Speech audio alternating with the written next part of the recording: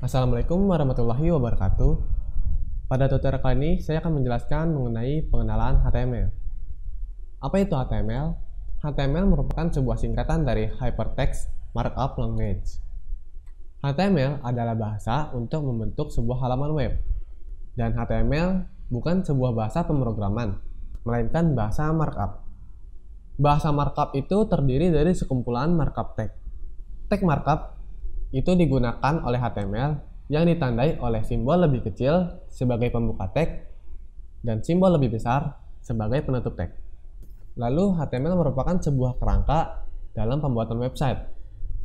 Lalu nanti bisa dipadukan dengan CSS jika ingin menata website, ataupun agar lebih interaktif bisa ditambahkan JavaScript. Nah, ekstensi file HTML yaitu .html. Lanjut mengenai penjelasan elemen dalam HTML. Elemen HTML adalah komponen penyusun terkecil dalam sebuah dokumen HTML.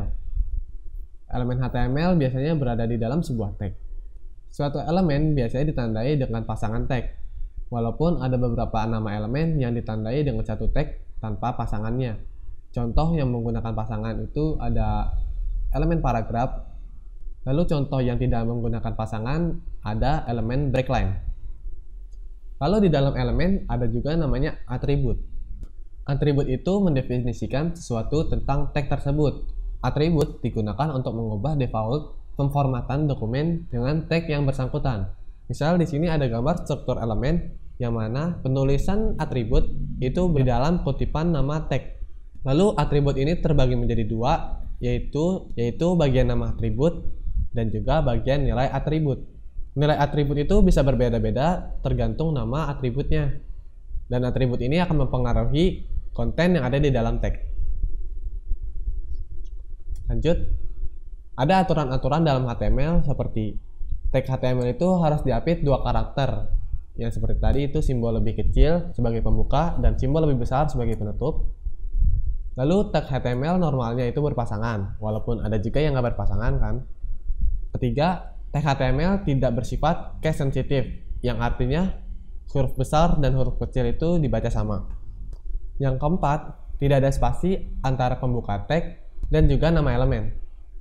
Lalu, jika terdapat tag lain di dalam sebuah tag, maka penulisan penutup tag nggak boleh bersilangan. Ini adalah contoh yang validnya, yang mana apabila tag pembuka bold itu lebih dulu daripada tag pembuka i, maka pada saat penutupannya, tag penutup I itu harus lebih dulu dari tag pembuka B. Lanjut, ada struktur HTML. Pada HTML, tag pembungkus yang paling pertama yaitu pendeklarasian HTML. Penulisannya seperti ini. Lalu dilanjutkan oleh tag head yang biasanya diisi tag title atau data CSS maupun script dari JavaScript ataupun tag-tag penghubung lainnya. Lalu selanjutnya setelah penutup tag head dilanjutkan dengan penulisan tag body yang isinya itu merupakan tag-tag penyusun atau penata web. Nah, ini merupakan contoh dari struktur HTML. Pertama itu pendeklarasian, lalu di bawahnya ada tag head, di dalam tag head ada tag title. Lalu kita tutup dulu tag headnya, baru kita tulis tag body. Nah, di tag body di dalamnya baru kita tulis tag-tag yang akan menjadi penyusun sebuah web. Nah, di tag-tag penyusun web, yang pertama itu ada tag heading. Seperti namanya, tag heading itu merupakan tag untuk membuat sebuah heading. Di sini terdapat 6 tingkatan subheading yang penulisan tagnya yaitu pembuka tag, lalu singkatan heading yaitu H, lalu dilanjutkan dengan tingkatan si heading itu. Seperti berikut ada contoh penulisan tag heading seperti H1 hingga H6. Semakin besar nilai tag heading, maka semakin kecil tulisannya. Lalu, tag heading merupakan tag yang berpasangan, jadi dibutuhkan tag penutup. Dan tag heading ini juga terletak di dalam tag body. Nah, ini adalah contoh penggunaan heading. Misalnya kita aplikasikan penulisan kode ini di dalam sebuah kode editor. Kalian bisa menggunakan kode editor seperti Notepad++ ataupun Sublime Text. Untuk kali ini saya menggunakan Sublime Text. Mari kita coba. Nah, di sini saya sudah membuat sebuah struktur HTML, yang mana di sini ada title di dalam head yang bertuliskan pengenalan HTML. Lalu di dalam body di sini ada paragraf hello world. Misal di sini saya tambahkan heading H1, lalu kita tulis kontennya ini heading 1. Misalnya kita tulis seperti ini, lalu kita save. Nah, setelah kita save, mari kita buka filenya. Maka yang akan tampil dari kode berikut adalah konten seperti ini. Di dalam tag paragraf itu ada tulisan hello world, lalu pada H1 bertuliskan ini heading 1. Misal kita buat heading 2,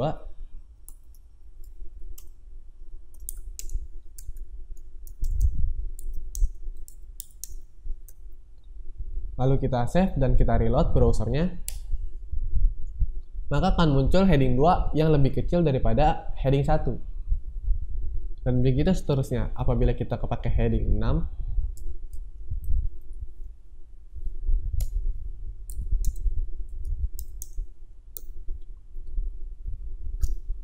Maka tulisan heading 6 akan menjadi lebih kecil daripada heading atasnya. Kita lanjut. Nah, ada juga tag paragraf. Tag paragraf itu berfungsi layaknya untuk pengaturan antar paragraf dalam sebuah web. Tag paragraf juga merupakan tag yang berpasangan.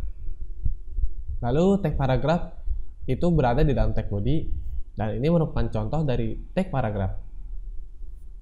Seperti tadi kita sudah membuat tag paragraf seperti berikut. Di sini ada tag pembuka, lalu ada tag penutup.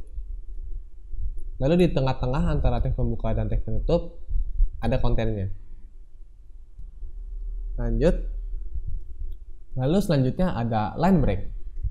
Tag line break merupakan tag yang berfungsi untuk memberikan baris baru pada satu paragraf ataupun sebuah elemen berikutnya.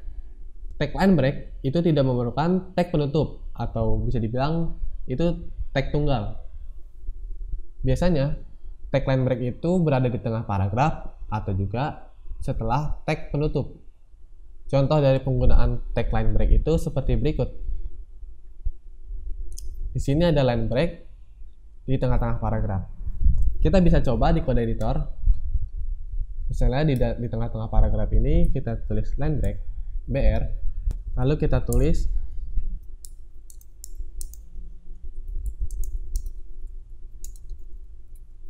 lalu kalau sudah kita save, lalu kita reload browsernya. Nah, maka kalimat yang kita tulis setelah line break itu berada di baris baru. Lanjut. Lalu di dalam HTML juga ada yang namanya komentar. Nah, di dalam pengkodean biasanya itu ada komentar yang berguna sebagai penjelas dari sebuah kode ataupun sebuah pesan dari si penulis mengenai tulisannya. Nah, komentar ini nggak bakal dimunculin di dalam browser. Teks yang berfungsi sebagai komentar itu disimpan di dalam dokumen yang ditandai dengan teks simbol seperti berikut. Lalu di tengah-tengahnya ada komentar atau kalimat komentar, lalu ditutup dengan simbol seperti berikut.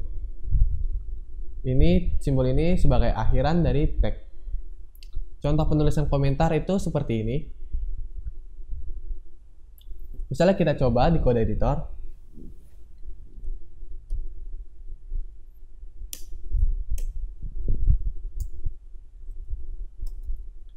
Ini adalah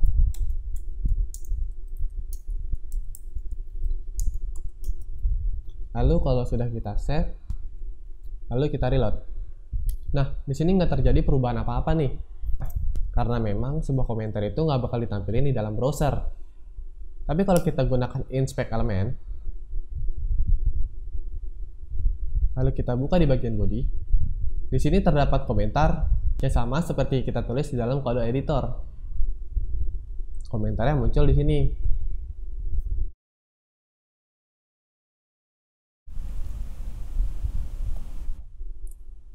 Lanjut.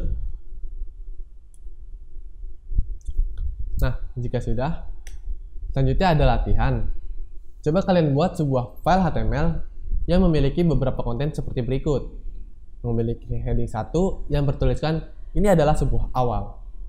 Lalu ada juga heading 2 yang bertuliskan langkah pertama. Lalu di bawah heading kedua itu ada 2 baris paragraf. Yang baris pertama itu bertuliskan saya sudah mempelajari dasar HTML. Lalu pada baris kedua bertuliskan seperti heading, paragraf, dan juga breakline. Jika kalian sudah bisa menyelesaikan latihan tersebut, maka bisa dibilang kalian lulus pada tahap pertama dalam pembelajaran HTML. Sekian tutorial kali ini. Jika ada salah, mohon maaf. Wassalamualaikum warahmatullahi wabarakatuh.